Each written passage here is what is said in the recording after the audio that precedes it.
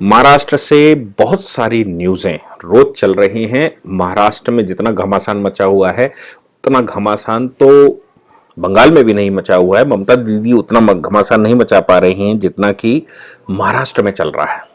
कारण क्या है? शिवसेना ने दो ऐसी पार्टियों के साथ समझौता कर लिया है जो दो पार्टियां देश में करप्शन के लिए मशहूर रही हैं और बहुत कुछ गड़बड़ करने के लिए मशहूर रही हैं। शिवसेना, अब हम ये कहें कि शिवसेना जब तक बीजेपी के साथ रही तब तक उसको वो अवसर नहीं मिला वो करने का जो कांग्रेस के साथ रहकर मिल सकता था, लेकिन आज कांग्रेस के साथ रहकर वो अवसर मिले हैं तो उनका भरपूर लाभ उठाने के लिए उन्होंने उनके साथ हाथ मिलाया। इशू दो तीन हैं आज के, और चूंकि घमासान बहुत ज्यादा चल रहा है, कुछ ना कुछ नया निकलकर रोज दिन में दो तीन बार आता है। और कभी सीबीआई के इन्वेस्टिगेशन के लिए पिटीशन सुप्रीम कोर्ट में जाती है, कभी अनिल देशमुख अपना स्टेटमेंट देते हैं, कभी शरद पवार स्टेटमेंट दे रहे हैं, कभी शिवसेना प्रमुख अपना स्टेटमेंट दे रहे हैं। इन सबके बीच में, जैसे मैंने पहले भी एलिगेशन लगाया, मैंने पहले कहा कि परमवीर सिंह कांग्रेस का प्योर आदमी है और जो शरद पवार करना चाहते थे, यानी कि जो संजय राउत ने शरद पवार के लिए कहा, और यूपीए बिखर रहा है, यूपीए को स्ट्रांग होना चाहिए, अपोजिशन स्ट्रांग होना चाहिए, और आज देश में एक ही लीडर का नाम सामने आ रहा है, वो है शरद पवार। शरद पवार को 2003-04 में पहले ही इसी कांग्रेस ने निपटाया था। आपको याद होगा कि सोनिया गांधी के नॉमिनेशन के लिए जितने लोग थे या तो वो मर गए थे और जो बच गए वो अलग पार्टियां बनाकर चल रहे थे, उनमें से ही एक शरद पवार भी थे। उस समय तो बच गए, लेकिन अभी उनके अरमान फिर से यूपी का चेयरमैन बनने के जाग गए, तो फिर सोनिया गांधी और उनकी जो ब्रिगेड है या जो कांग्रेस की ऊपर की ब्रिगेड है वो कैसे शांत रह सकती थी शरद पवार को धूमिल करने के लिए, यानी कि शरद पवार की क्लेम को खत्म करने के लिए। क्यों? क्योंकि चाणक्य बताए गए, अब मोस्ट करप्टेड पॉलिटिशियन बताए जा रहे हैं। परमवीर सिंह ने वो दांव खेला, और वो दांव खेला क्या, जब तक ये जो चोरों का कुनबा होता है ना, ये डकैतों का कुनबा होता है, जब तक वो एक साथ रहता है तब तक तो दूसरों, जिस समय वो लूट डाल रहा होता है उस समय तो वो दूसरों के लिए एक इलस्ट्रेशन तय करता है और अपने आप को संयुक्त करता है। लेकिन जैसे ही उसके अंदर थोड़ी सी दरार बनती है तो वो भरभरा के पूरा मकान गिर जाता है, जैसे ताश के पत्तों का कोई महल बनाया गया हो। क्यों? क्योंकि सबके सब डकैत हैं। आपको मैं बता दूं, डकैत बड़े ईमानदार होते हैं। जो डकैती डालने के लिए जाते हैं उनका एक सरदार होता है, और सरदार के पीछे कई एक डकैत होते हैं, डकैती डालते हैं। लेकिन कहा यह जाता है कि वो बड़ी ईमानदारी से बंटवारा करते हैं। क्यों? क्योंकि हर आदमी वहां बंदूक चलाना जानता है, और हर आदमी हत्या करना जानता है, हर आदमी गोली चलाना जानता है। अगर ये जो सरदार है ये और सरदार का जो उप सरदार है, ये अगर ईमानदार नहीं होंगे एक दूसरे के प्रति तो फिर गैंग चल नहीं सकता। आज महाराष्ट्र में कुछ ऐसा ही एक गैंग दिखाई दे रहा है, जिसमें एक सरदार, जिसको आप शरद पवार कहते हैं, एक सरदार है जो गैंग को बनाता है, लेकिन उसकी सरकार बनाने के लिए मुखिया के रूप में उद्धव ठाकरे जी को चुनता है। उद्धव ठाकरे के नाम से जितने भी बिल फाड़े जा सकते हैं वो सारे बिल उद्धव ठाकरे के नाम से फाड़े जा रहे हैं। और खेल कौन कर रहा है? उद्धव ठाकरे की जो जो अक्षमताएं हैं, जो उनके अंदर क्षमताएं नहीं हैं नेतृत्व करने की, वो अक्षमताएं उनको परेशान कर रही हैं। हो सकता है कि वो मिले हुए भी हों, हो सकता है कि वो जो बीजेपी के साथ रहकर नहीं कर पा रहे थे वो अलग से करने का प्रयास कर रहे हैं, इसलिए ऐसा कुछ हो रहा हो। और ये भी हो सकता है कि वो इनोसेंट हो। लेकिन शरद पवार तो घुटे हुए पॉलिटिशियन है, इसमें कोई शक नहीं, और कांग्रेस तो बहुत ही घुटी हुई पॉलिटिशियंस में से एक है, इसमें भी कोई शक नहीं। अब अनिल देशमुख जिस समय ये कह रहे हैं बात कि मैं तो उस समय था ही नहीं जिस समय सचिन वाजे का ये जो एंटीलिया मामला तय हुआ था, या जो जिलेटिन की छड़ों का मामला है, और मेरे से कहा गया कि मैं डायरेक्शन दे रहा हूं, मैं तो उस समय था ही नहीं। सवाल ये आता है कि एपिडेमिक के टाइम पर ऑनलाइन कम्युनिकेशन इतना डेवलप हो चुका है और इतने साधन आपके पास आ चुके हैं कि उन साधनों में आप कहां पर हैं, कहां पर नहीं हैं, आपकी एयरलाइन की टिकट कहां पर है और आप किस स्थान पर हैं, कुछ फर्क नहीं पड़ता। सुप्रीम कोर्ट हियरिंग जब ऑनलाइन कर रहा है, हमारे जैसे लोग सारे सेमिनार, दिन में मैं हर रोज नहीं तो दूसरे दिन मैं सेमिनार करता हूं देश में किसी न किसी यूनिवर्सिटी के साथ, किसी कॉलेज के साथ, और जब मैं ऑनलाइन कर रहा हूं, जहां मैं फिजिकली जाता था, एक दिन दो दिन खराब होते थे, वहां 1 घंटे में अपना काम हो जाता है, सीधा ऑनलाइन कनेक्ट होते हैं और हमको जो कहना होता है वो कह लेते हैं, और जैसे भी कनेक्टिविटी करनी होती है, जैसे भी अपने उद्बोधन हुए होते हैं, सामने से कम्युनिकेशन करना होता है, वो कर लेते हैं। इसलिए आज फिजिकली कोई व्यक्ति कहीं उपस्थित हो इसकी रिक्वायरमेंट भी नहीं है। अब एपिडेमिक के बाद तो यह सिद्ध हो चुका है, पहली बात। दूसरी बात यह है कि परमवीर सिंह जो कल तक सीबीआई की इन्वेस्टिगेशन जिसमें लगातार डिमांड हो रही थी कि एसएसआर केस में सीबीआई की इन्वेस्टिगेशन हो, जो नार्कोटिक्स का मामला है उसमें सीबीआई की इन्वेस्टिगेशन हो, या फिर कंगना रनावत की डिमांड थी कि सीबीआई इन्वेस्टिगेशन हो। और जब तक मुंबई पुलिस के वो कमिश्नर रहे तब तक वो सीबीआई को अपोज करते रहे और ये कहते रहे कि और उनके ही जो जो जो नेतृत्व करने वाले मुख्यमंत्री हैं उन्होंने तो सीबीआई का जुरिडिक्शन भी वहां से खत्म कर दिया। यानी कि जो एक ऑटो कंसेंट होती थी करप्शन के मामले में, वो करप्शन की ऑटो कंसेंट भी उन्होंने लिखित ऑर्डर करके वो विड्रॉ कर ली। और आज परमवीर सिंह सुप्रीम कोर्ट पहुंचे और सुप्रीम कोर्ट में जाकर वो कह रहे हैं कि इस मामले में जो सचिन वाजे का मामला है, 100 करोड़ रुपए का मामला है, जो करप्शन का मामला है, और होम मिनिस्टर का जो जिस प्रकार से करप्ट जो पैसा वसूली का मामला है, एक्सटॉर्शन करते हैं, वो उद्धापन करते हैं, पैसा वसूल करते हैं, उस मामले की सीबीआई इन्वेस्टिगेशन करवाई जाए। ये कौन से परमवीर सिंह हैं मैं समझ नहीं पा रहा हूं। ये वही परमवीर सिंह हैं क्या जो कल तक कह रहे थे कि नहीं सीबीआई इन्वेस्टिगेशन, सीबीआई तो यहां घुसेगी भी नहीं, सीबीआई इन्वेस्टिगेशन नहीं कर सकती, हम बेस्ट इन्वेस्टिगेशन करते हैं। और आज वो सीबीआई इन्वेस्टिगेशन, यानी कि उनका स्वयं का महाराष्ट्र पुलिस से विश्वास उठ चुका है, उनका स्वयं का महाराष्ट्र सरकार से विश्वास उठ चुका है। ये किसके डायरेक्शन पर हो रहा है? या फिर क्या उनको लगता है कि ये पुलिस वर्सेस गवर्नमेंट हो चुका है और पुलिस वर्सेस गवर्नमेंट में पुलिस ही निपटेगी, गवर्नमेंट तो अपने आप को बचा ही लेगी, और निपटाया जाएगा तो पुलिस को निपटाया जाएगा, ऐसा सिचुएशन न क्रिएट हो, इसके लिए क्या मैं सुप्रीम कोर्ट जा सकता हूं? कम से कम प्राण तो बच जाए। और अगर सुप्रीम कोर्ट चले जाते हैं तो प्राण बच जाए। सुप्रीम कोर्ट जाने पर के दो कारण हो सकते हैं। एक तो यह है कि ये सिद्ध हो कि मैं जो एलिगेशन लगा रहा हूं वो बिल्कुल परिपक्व है और उसमें किसी भी प्रकार की कोई गड़बड़ी नहीं है, और मैं बिल्कुल सत्यवादी हरिश्चंद्र की औलाद हूं, इसलिए मैं हरिश्चंद्र की दृष्टि से बोल रहा हूं। एक एएसआई, आप सोच सकते हैं कि असिस्टेंट सब इंस्पेक्टर, एक एएसआई ऐसा व्यक्ति है जो जहां से वो शुरू होता है और पुलिस कमिश्नर तक पहुंचता है। ये rarest of the rare cases, जैसे भी सुप्रीम कोर्ट जब किसी गंभीर मामले में सजा सुनाता है और सजाए मौत देता है तो rarest of the rare cases होते हैं, और इतनी बड़ी तरक्की भी rarest of the rare cases में होती है, और वो बिना पॉलिटिशियन की सांठगांठ के हो नहीं सकती। यानी कि सरकार या तो ईमानदारी से काम कर रही हो तो प्रमोट करती है, अदरवाइज वो इतना बड़ा प्रमोशन नहीं हो सकता कि कोई पुलिस कमिश्नर बन जाए।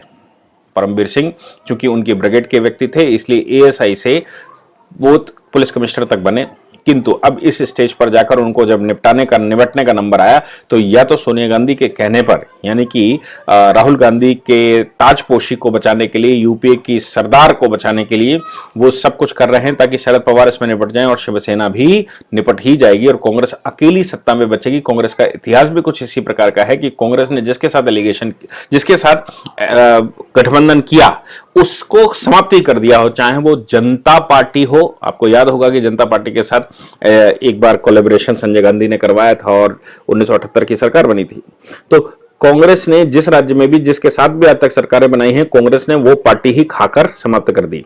और यहां पर तो मामला शरद पवार को यूपीए का चेयरमैन बनाने का हो रहा था, इसलिए वो कांग्रेस का ये खेल सेना को और शिवसेना को और एनसीपी को खत्म करना, ये तो स्वाभाविक सी बात है।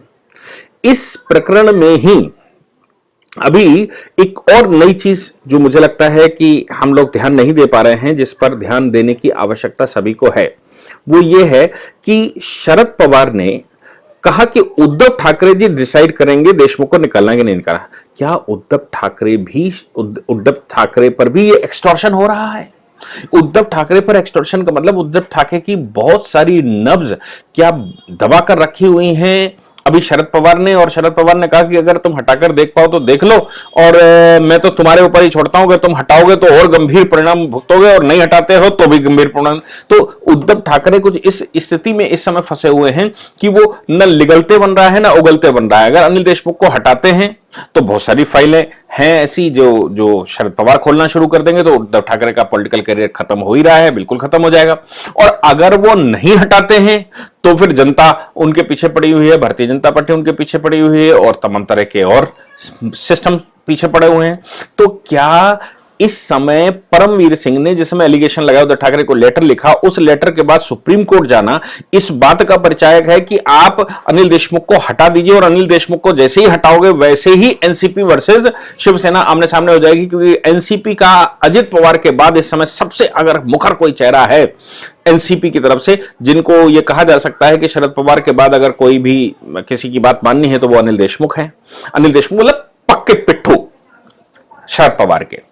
तो शरद पवार के पक्के पिट्ठू को अगर आप डिस्टर्ब करेंगे तो वो लात उठाकर घोड़ी लात मारेगी, और लात मारेगी तो आपके मुंह पर लगेगी, और आपके मुंह पर लगेगी तो थोपड़ा टूट जाएगा। और ऐसा जैसे ही हुआ वैसे उद्धव ठाकरे का नक्शा बिगड़ने वाला है। ये मुझे लगता है कि जिस प्रकार से ये दोनों कर रहे हैं, यानी कि शरद पवार कह रहे हैं उद्धव ठाकरे से कि हटा सकते हो तो हटा लो, तुम्हारे पास हमने कह दिया, फिर देखना क्या परिणाम होंगे। और दूसरी तरफ परमवीर सिंह जो कांग्रेस का मोहरा है, वो कह रहे हैं अगर नहीं हटाया तो हम सुप्रीम कोर्ट पहुंच गए, क्योंकि मैंने पहले चिट्ठी लिखी थी, सब कुछ कर दिया था, तुमने नहीं हटाया उनको, अब हम सुप्रीम कोर्ट जा रहे हैं। तो पॉलिटिक्स के ये जिसको हम कहें गोटे हैं, वो दोनों नहीं तीनों पार्टियां लगातार चल रही हैं। लोगों ने अभी एक स्टेटमेंट और आ गया, मैं कहूं कि संजय राउत का स्टेटमेंट आ गया। संजय राउत ने कहा कि परमवीर सिंह तो बीजेपी का आदमी है। अब परमवीर सिंह अगर बीजेपी का आदमी है तो प्रज्ञा ठाकुर के मामले में परमवीर सिंह क्या कर रहा था जिस समय वो एएसआई एटीएस था, और जिस समय अभी एसएसआर केस चल रहा था वो पुलिस कमिश्नर कैसे बन गया? वहां तो नॉन बीजेपी गवर्नमेंट थी, और बीजेपी गवर्नमेंट के टाइम पर उनको बड़े बड़े पद क्यों नहीं मिले? ये सारे प्रश्न हैं। तो आप एलिगेशन लगाते समय तो कम से कम एक लॉजिकल रीजनिंग तो होनी ही चाहिए। अब सामना ने कह दिया कि नहीं बीजेपी का आदमी है। सामना में भी लिखते समय उनको, लिखने वाले एडिटर को तो ये सोचना ही चाहिए कि भाई बीजेपी का आदमी कहने से पहले कम से कम सोच तो लो कि परमवीर सिंह किसके किसके साथ काम करके आया, और एएसआई से बनकर पुलिस कमिश्नर कहां से बन गया, और कौन से ऐसी अथॉरिटी थी जिनकी वजह से बन गया, और उसकी जो केस हिस्ट्री है। अगर वो बीजेपी का आदमी था तो प्रज्ञा ठाकुर को इस प्रकार से मारपीट होती क्या? प्रज्ञा ठाकुर की जिस प्रकार से उसने दुर्दशा की, उस समय सरकार किसकी थी? उस समय सरकार कांग्रेस की थी, और कांग्रेस भगवा आतंकवाद सिद्ध कर रही थी। कांग्रेस भगवा आतंकवाद सिद्ध करने के लिए परमवीर सिंह यातनाएं दे रहा था प्रज्ञा ठाकुर जी को। तो क्या कहा जाए कि कांग्रेस के एजेंडे को पूरा करने वाला परमवीर सिंह बीजेपी का आदमी था? तो सामना को लिखते समय भी ये सोचना ही चाहिए था। लेकिन इस समय मुझे लगता है कि परमवीर सिंह ये चाहता है, परमवीर सिंह से मतलब कांग्रेस ये चाहती है कि अनिल देशमुख को आप हटाएं। अनिल देशमुख के हटने का मतलब है शरद पवार विचलित होंगे, और शरद पवार विचलित होने का मतलब है कि उद्धव ठाकरे वर्सेस शरद पवार हो जाएगी, और अंदर के बहुत सारे जो राज हैं, अंदर बहुत सारे जो टिकड़में बिठाई गई हैं वो, और बहुत सारी गोटियां फिट करी हैं, वो सब धीरे धीरे करके एक्सपोज होना शुरू हो जाएंगे। वो सब एक एक करके निकलनी शुरू हो जाएंगे, और देश को पता लगना शुरू हो जाएगा। और देश को जब पता लगेगा तो फिर ये मानकर चलिए कि शरद पवार जो कि चाणक्य माने जा रहे हैं, जिनके विषय में कहा जा रहा है कि नहीं वो तो सत्ता में वो तो इस समय देश के सर्वाधिक सीनियर और सर्वाधिक महत्वपूर्ण और सर्वाधिक होशियार नेता हैं, और वो रिप्लेस कर सकते हैं सोनिया गांधी को यूपीए से।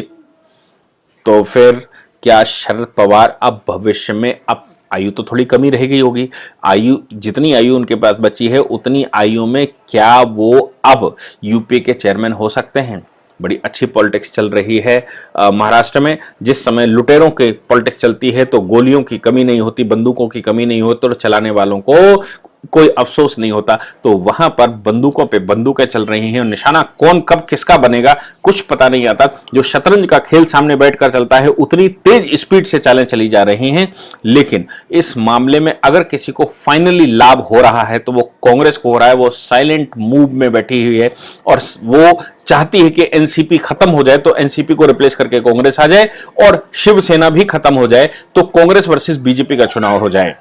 ऐसा भी हो सकता है वो सोच रहे हो, और ये भी हो सकता है कि शरद पवार का एटलीस्ट कैरियर खत्म कर दिया जाए, ताकि वो यूपीए के चेयरमैन बनने का कभी भी ख्वाब में भी न सोच सकें। वो वैसे ही विड्रॉ कर जाएं जैसे कि जिस समय सोनिया गांधी कांग्रेस की चेयरमैन बनने जा रही थी, चुनाव था, और उस समय वो विड्रॉ करके पार्टी छोड़कर चले गए थे। ये बहुत सारे एनालिसिस जो मस्तिष्क में आते हैं रोज की न्यूज़ें सुनने के बाद अपने मस्तिष्क में आते हैं। हो सकता है कि मैं अभी वहां तक नहीं पहुंच पा रहा हूं जहां तक पहुंचना चाहिए, लेकिन जो अपने दिमाग में आता है वो हम आपके साथ शेयर करते हैं, और आप उसको अप्रिशिएट करते हैं। उसके लिए बहुत बहुत धन्यवाद। Thank you very much.